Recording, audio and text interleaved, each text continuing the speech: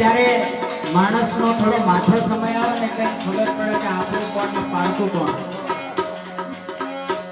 ત્યારે આ હંસ એવા ચંદનને કહે છે કે તારા પાંદડે પાંદડે અમે રમ્યા, તારા ડાળીએ ડાળીએ અમે રમ્યા, તારા ફળ ખાધા, અને આ જે ભસ્મની ઘડી છે, આ જે દુઃખની ઘડી છે, તો અમે તારો સાથ છોડી જતા આવીએ તો અમારો શું થાય?